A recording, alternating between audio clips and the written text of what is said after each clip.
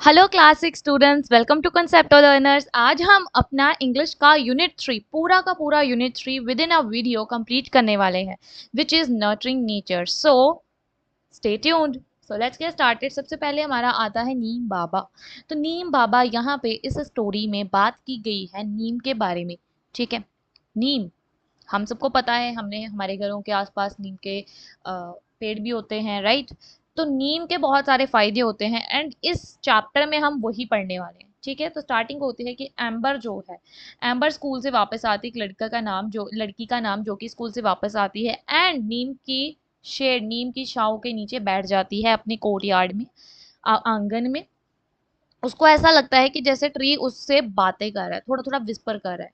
ठीक है, तो वो ट्री की तरफ देखती है और ट्री से बोलती है। एम्बर बोलती है, नमस्ते, मैं एम्बर हूँ, मैं तुमसे बात करना चाहती हूँ, क्या मैं कर सकती हूँ? तो नीम बाबा आगे से बोलते हैं, श्योर डियर एम्बर, मैं तुम्हें जानता हूँ, तुम अपने बचपन में मेरी छाव में ही खेलती रही हो और तुम मुझे नीम बाबा बुला सकती हो। ओके, फिर एम्बर बोलती है कि मैंने आपको हमें ऑलमोस्ट हर जगह देखा है, प्लीज अपने बारे में कुछ बताइए। तो नीम बाबा बोलते हैं कि मैं बहुत पुराना हूँ, मैं मिलियन ऑफ ईयर्स पहले पैदा हुआ था एंड कहीं नॉर्थ इंडिया या फिर म्यांमार में, और जल्द ही मेरी फैमिली जो है इंडिया के बाहर भी फैल गई। एम्बर हैरान हो जाती, आउटसाइड इंडिया, इंडिया के बाहर? ठीक है, कहाँ कहाँ पे नीम पाया जाता है? तो नीम बाबा बताते हैं कि मेरी फैमिली बहुत सारी एशियन और अफ्रीकन कंट्रीज में और अमेरिका के कुछ पार्ट्स में पाई जाती है। तो एम्बर बोलती, दैट्स वंडरफुल, तुम्हें तुम्हारा नाम किसने दिया? तो नीम बाबा बोलते हैं कि मेरे नाम की स्टोरी जो है ना, बहुत थॉट प्रोवोकिंग है। थॉट प्रोवोकिंग मतलब कि इंटरेस्टिंग है। ठीक है, मैं इंडिया में पैदा हुआ था, मुझे संस्कृत नाम दिए गए, अरिष्टा, मतलब जो कि बीमारियों को क्योर करता है, निम्बा, निम्बाका। ठीक है, एंड जो नीम नाम है वो ईरानियंस ने मुझे दिया। तो यहाँ से आपको क्वेश्चन आ सकता है कि नीम नेम किन्होंने दिया? ईरानियंस ने नीम नेम दिया। ठीक है, ओके। फिर एम्बर बोलती है, रियली? तो नीम बाबा बोलते हैं, यस, हिंदी में मेरा नाम है निम्ब।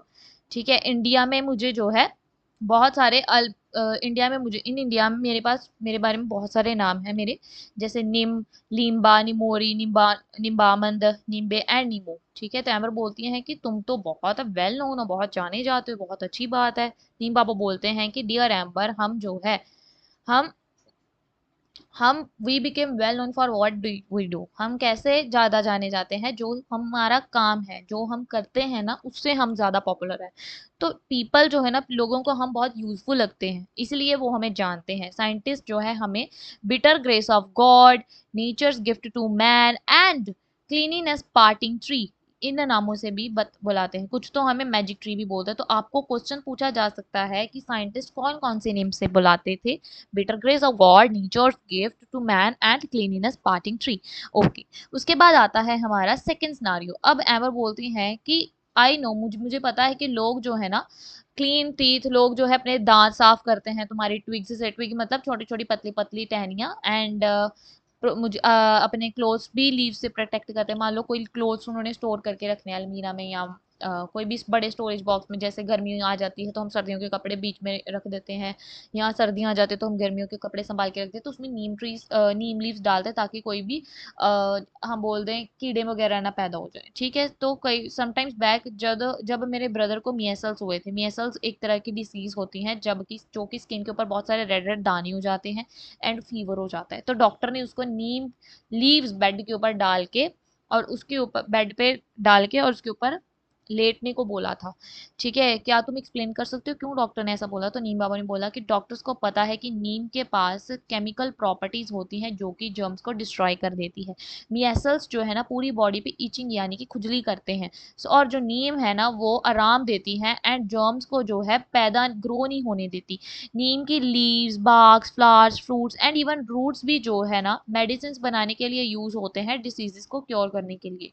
एम्बर बोलती है, यस, मुझे एक बार जो थी कफ यानी कि खांसी हुई थी एंड मैं सांस नहीं अच्छे से ले पा रही, तो मेरी ग्रैंड मदर ने मुझे क्योर किया था विद कि नीम बार्क से एक मेडिसिन बना के। एंड जब मेरे फादर को खुजली हो रही थी, उनकी आंखों में ईचिंग हो रही, तो उन्होंने काजल प्रिपेयर किया था नीम के फ्लावर से, जिससे उनका जो है ठीक हो गए थे। तो नीम बाबू बोलते हैं, ओ लिटिल मेंबर, तुम्हें तो बहुत कुछ पता है। याद रखना है कि ये रेमेडीज जो है वही लोग कर सकते हैं जो कि वेल ट्रेन्ड हैं और जिनके पास बहुत सारा एक्सपीरियंस है।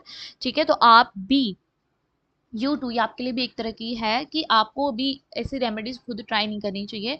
ये रेमेडीज वही बना सकते हैं नीम से जो कि बहुत अच्छे से जानते हैं, जिन्होंने इसको स्टडी किया है, ठीक है। तो एम्बर बोलते हैं यस आई विल। एंड मुझे नीम बाबा बताइए कि और कौन, क्या फार्मर भी कुछ यूज करते हैं नीम का? तो यस, अगर नीम की सीड्स का पाउडर जो है पानी में मिला के स्प्रे किया जाए प्लांट्स और ट्रीज को, तो जो लोकस्ट होते हैं, मतलब कि जो क्रॉप्स को, फसलों को क्या करते हैं, डैमेज करते हैं ना, उड़ने वाले होते हैं छोटे छोटे कीड़े, वो जो है ना उनको खाते नहीं है, ठीक है, प्लांट्स और ट्रीज को। अगर उनको राइस फील्ड्स में यूज किया जाए जहाँ पे पानी जो है हमेशा खड़ा रहता है, हमें पता है राइस की फील्ड में जिससे मस्कीटो ब्रीडिंग होती है, तो वो मस्कीटो ब्रीडिंग नहीं होने देते, ठीक है, एंड क्रॉप की यील्ड भी बढ़ाते हैं। तो क्रॉप्स को जो है टर्माइट से बचाने के लिए, अगेन जो कि वुड्स, ठीक है, वुड या बिल्डिंग्स को जो इंसेक्ट्स डैमेज पहुंचाते हैं ना, उसे हम क्या बोलते हैं, टर्माइट्स। तो वो जो विच जो कि क्रॉप्स की रूट्स को खा जाते हैं, उनकी ब्रीडिंग भी स्टॉप हो जाती है। मतलब अल्टीमेटली ये उनको, क्रॉप्स को यानी कि फसल को खराब करने से बचाते हैं। तो एवर बोलते हैं इसका मतलब कि अगर मैं नीम पाउडर को किसी भी स्टेगनेंट वाटर, मतलब जो कि खड़ा हुआ पानी है, उसके ऊपर डालूं, हमारे घर के आसपास जहाँ पे पानी खड़ा हो जाता है कई बार बारिश के टाइम पे, तो मस्कीटो वहाँ पे ब्रीड नहीं होंगे। ये तो बहुत कॉस्ट इफेक्टिव मेथड है, ठीक है, मस्कीटो की ब्रीडिंग को रोकने का। प्लीज़ मुझे नीम के और भी यूजेस बताओ हमारी रोजाना जिंदगी में। तो नीम बाबा बताते हैं ऑफ कोर्स, लोग जो है ना अपने स्टोर्ड ग्रेन्स की, जो ग्रेन्स वगैरह वो स्टोर करके रखते हैं इंसेक्ट से बचाने के लिए, क्या करते हैं, नीम सीड पाउडर डाल देते हैं। नीम ऑयल जो है ना वो सोप्स एंड टूथपेस्ट बनाने के लिए भी यूज होता है। फर्नीचर जो है नीम की वुड से बनता है। तो क्या होता है, जो टर्माइट्स है वो उसको नहीं खाते। नीम जो है वो प्योरीफाई भी करता है एयर को, ठीक है। एंड ऑल्सो बहुत सारी क्वालिटीज भी हैं जो कि अभी नीम की डिस्कवर करनी बाकी है। क्या तुम जब बड़ी हो जाएगी जाओगी तो क्या तुम और भी क्वालिटीज मेरी डिस्कवर करोगी? तो एम्बर बोलते हैं यस नीम बाबा, मैं जरूर करूंगी, thank you for your time today. And वो बोलते हैं ब्लेस यू माय चाइल्ड। तो this is written by SI फ्रूकी, जो कि नीम बाबा से लिया गया है। तो ये था हमारा सिंपल सा चैप्टर, जिससे जो है हमें ये मिलती है कि नीम के बहुत सारे फायदे होते हैं, नीम से मेडिसिन बनती है। नीम की अल्टीमेटली एक स्टोरी बताई गई है कि बहुत साल पुरानी है, ठीक है, और नीम से बहुत सारी बीमारियां जो है हट सकती है, ठीक है, मस्कीटो ब्रीडिंग, फार्मर्स, बहुत सारे इसके यूजेस हैं। ऑल्सो इनकी जो रेमेडीज हैं कोई स्पेशलिस्ट ही ट्राई कर सकता है, हम घर पे खुद रेमेडीज हमें नहीं बनानी चाहिए, ठीक है। सो नेक्स्ट आता है what a bird thought, and this is a more simpler, ठीक है, बहुत जल्दी 7 मिनट्स में, जैसे हमने 8 मिनट्स में नीम बाबा कंप्लीट कर लिया, विद इन 2 to 3 मिनट्स हम इसको भी कंप्लीट कर लेंगे। So let us read. तो सबसे पहले जो है स्टार्टिंग होती है जब एक पक्षी यानी कि बर्ड छोटे से अंडे में रह रही होती है।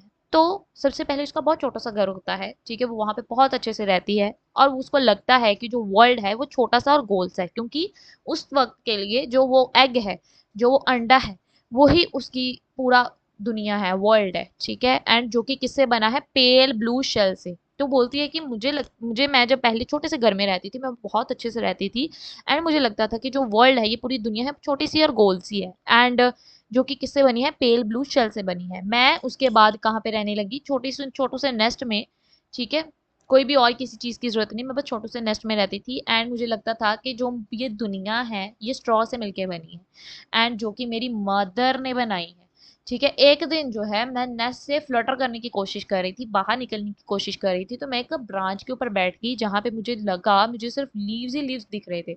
मुझे लगा कि ये जो दुनिया है ये सिर्फ लीव्स लीव्स की बनी है, ठीक है, सिर्फ लीव्स की बनी है। एंड फिर जब मैं ट्री से कुछ आगे उड़ के गई, ठीक है, तो जो कि बड़े जब हो जाते हैं तो वो बाहर जाते हैं, पक्षी पहले छोटे होते हैं, नेस्ट में ही रहते हैं, जब वो बड़े हो जाते हैं तो उड़ जाते हैं, right.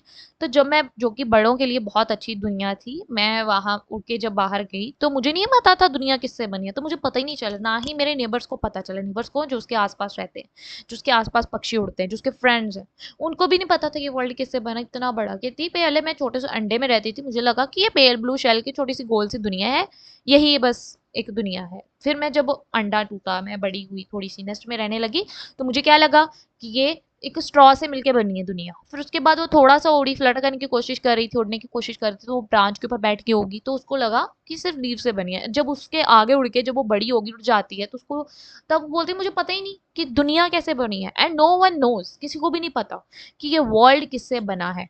And it is written by anonymous, ठीक है। तो देखो मैंने बोला था 3 विद इन 3 मिनट्स 2 मिनट्स हमने ये कंप्लीट कर ली, बस छोटू सी थी।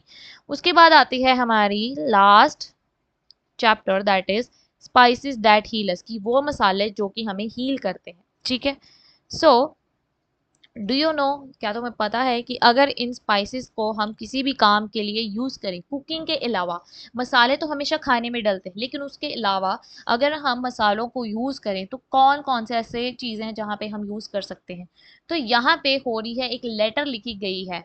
ठीक है, इस लेटर को पढ़ के आप क्या है जान सकते हो। तो डियर विक्रम एंड वैभवी, उनको लेटर लिखी गई है। नमस्ते, मुझे अभी तुम्हारा मैसेज मिला कि तुम अब अच्छे हो, बेटर हो। मैं खुश हूँ दैट नेचुरल क्योर्स, की जो नेचुरल कुदरती जो हमारे मेडिसिन वगैरह होती हैं जो कि मैंने तुम्हें शेयर की थी, ठीक है, घर की कुछ रेमेडीज, ठीक है, उन्होंने तुम्हारी हेल्प करी।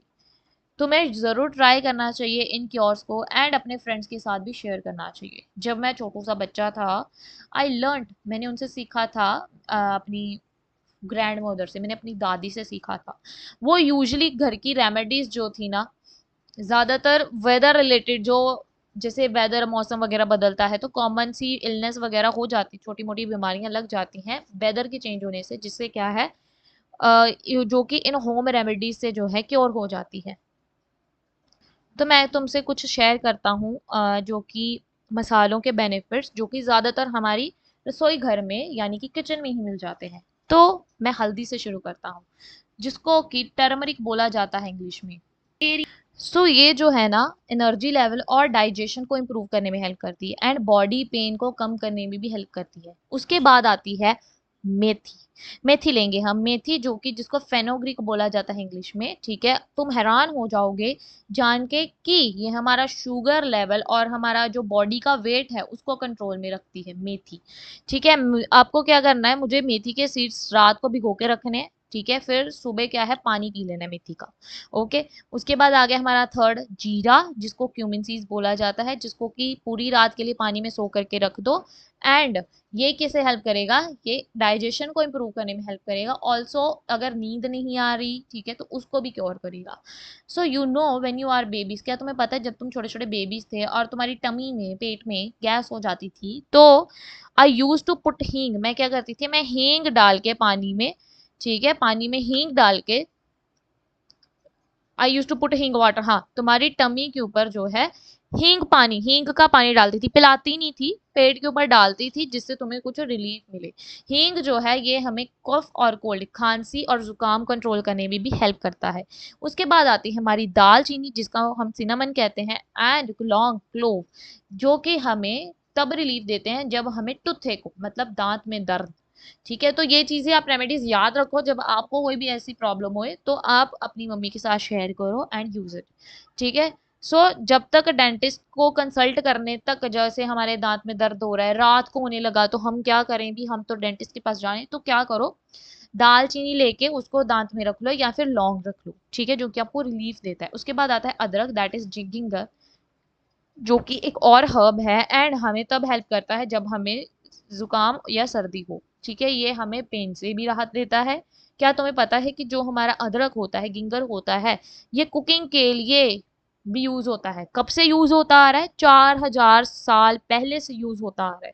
ठीक है, इवन टुडे, आज भी इंडियन फूड को पकाते वक्त इसको बहुत यूज किया जाता है। काली मिर्च, जिसको ब्लैक पेपर कहते हैं, ये डाइजेशन में हेल्पफुल होती है एंड बॉडी पेन में भी रिलीफ देती है।